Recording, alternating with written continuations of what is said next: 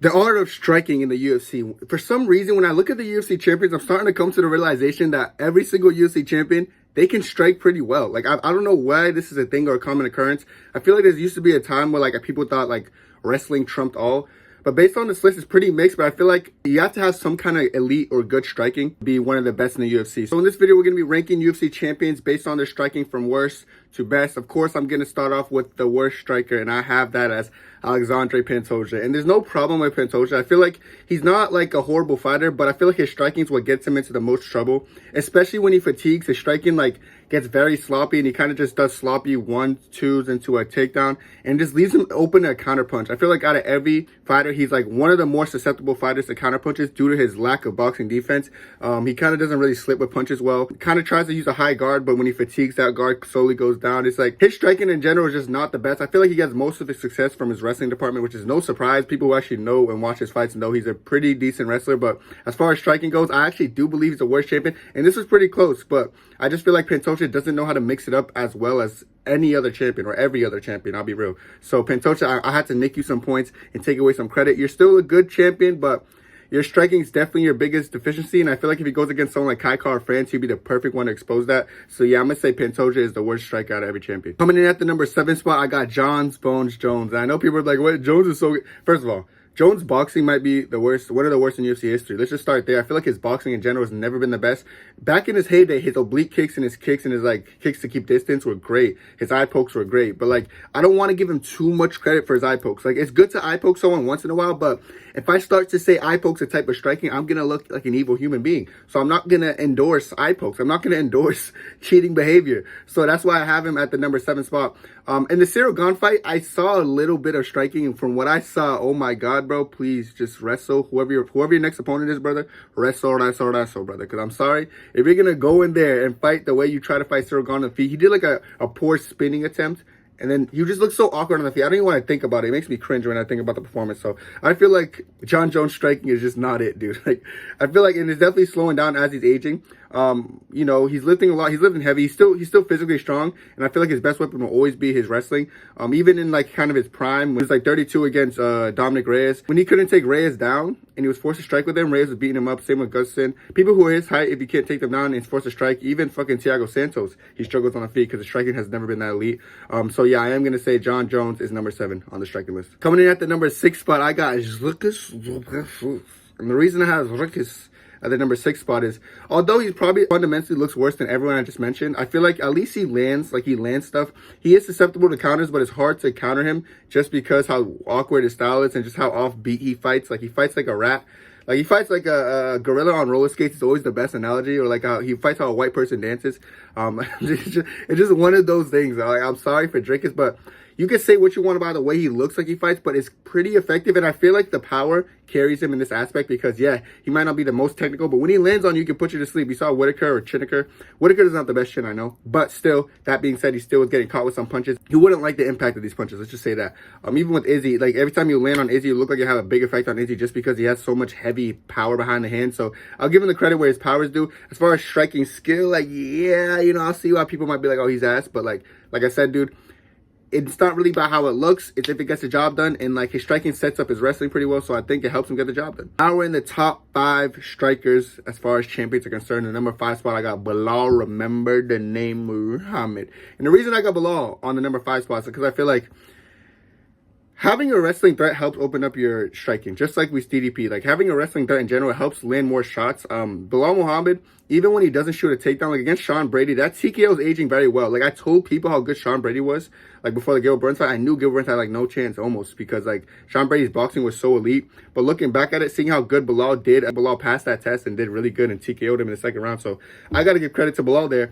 In addition to the fact against Gilbert Burns, he shot 0 takedowns, 50-45 them. In addition to the fact he went against Leon Edwards, the whole consensus was Leon Edwards is too hard to take down. When you can't take down Leon, he's going to get pieced up on the feet, blah, blah, blah. Bro, when it was on the feet, Belal was piecing him up. When it was on the ground, Belal beat him everywhere. So I feel like Belal's striking is very underrated. I feel like people who wrestle really well, their striking is always underrated the most just because they wrestle really well. But I feel like Belal has to get some credit because he's able to strike with these guys. Even when he shoots 0 takedowns, he's TKOing Brady, 50-45ing Burns. He's outworking Leon on the feet. Like, his boxing is really good because he constantly pressures you and he ends up overwhelming you, which leads to his striking opening up. So I feel like his striking slept on, and he has a good body kick. Like, his body kick to the body, it looks clean. It's consistent. He does it every fight. So Belal Muhammad's one of the more slept on strikers, so I have to give him his credit here. Now we're in the top 4. Let me just say all these spots are really close for me, like very close. But in the number 4 spot, I'm gonna have to go with Islam Makhachev, and he could be number 1, and no one could even argue. But I put him number 4 just because I know the common consensus in the comments is gonna be like, but the takedown threat. But bro, on paper, Islam beat way better strikers than most people in the UFC. Like, look at he outstruck Dustin Poirier, beat up Dustin Poirier on the feet, outstruck Volkanovski in the first fight on the feet from rounds 1, 2, and 3. Look at the fight in the rematch. He knocked out Volkanovski, who's never been knocked out prior to that fight in the UFC, except for Islam. So Islam's striking is very proven. Of course, against Charles, like, one thing about Islam I feel like people sleep on is his defensive ability. Charles Oliveira gets dropped a lot, but he also drops people a lot because he has power in his hands and he finds a shot eventually. Islam Makhachev's so hard to hit that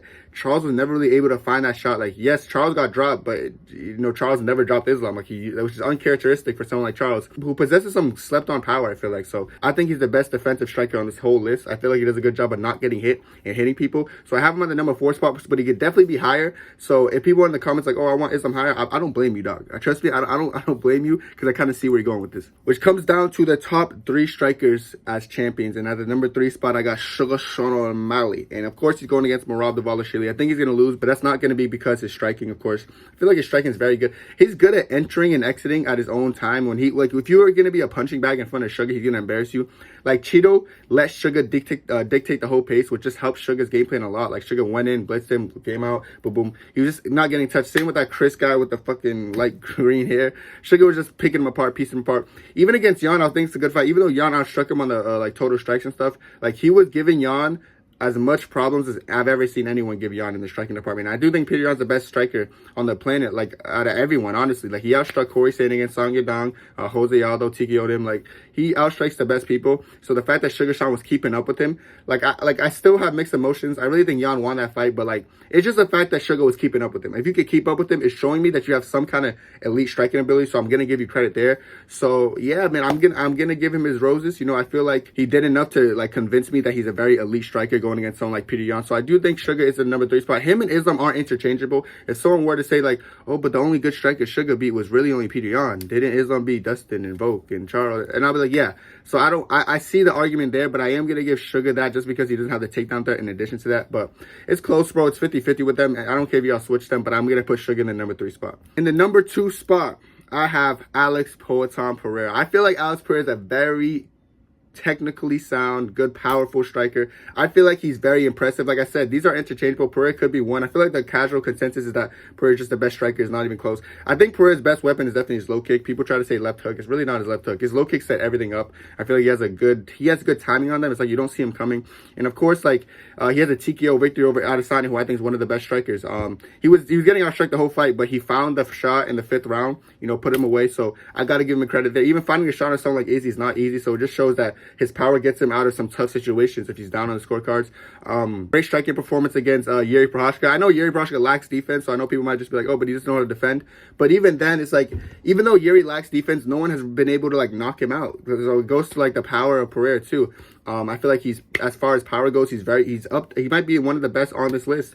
In addition to the fact he's outstruck, he knocked out Sean Strickland as well, using that power of his, that left hook of his. So I feel like he's a very talented striker. Yes. Does he get helped with his power a little bit? Of course, but that's just to his benefit. Like, not a lot of people have, like, great power. So I got to give Pereira his credit in the sense that he actually knows how to find that shot and hit the people with some sleeper power. So I think Alex Pereira is definitely a top 2 striker in the UFC. I know people are going to be upset that he's not number 1, but I feel like after you hear my explanation for Ilia, you're going to understand, unless you just don't listen to the explanation. So number 1 spot, of course, it is going to be Ilia Topuria. And the reason I have Ilia Topuria number 1 is because I feel like, as far as a technical standpoint goes, he is the picture-perfect boxer in UFC history. There's not a single boxer in UFC history that can outbox Ilia Topuria, I believe so. And I look at so many fights, for example. First of all, his fight against Jai Herbert at 155 on short notice. Like, he went through adversity, and he showed that he could come back and still put him to sleep. And he was, And Jai Herbert is a really good boxer and kickboxer. Like kickboxing in general, Jai Herbert is one of the best. I've seen his last fight; he looked great. And the fact that Ilia Topuria was able to go in there and beat him in these exchanges and put him to sleep, I got to give him credit there.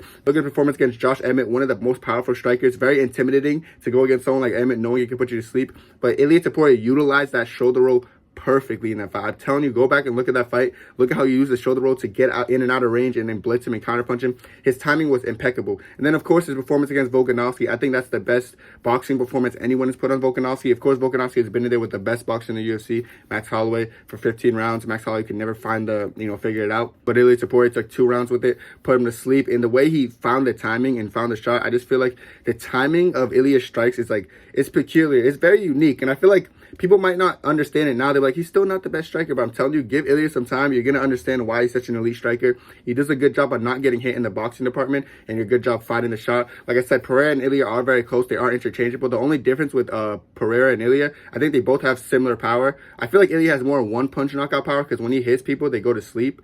But when, Pereira still hits people, they might get up afterwards, but they get TKO'd. So I do think Ilia has more one-punch power in addition to more skill.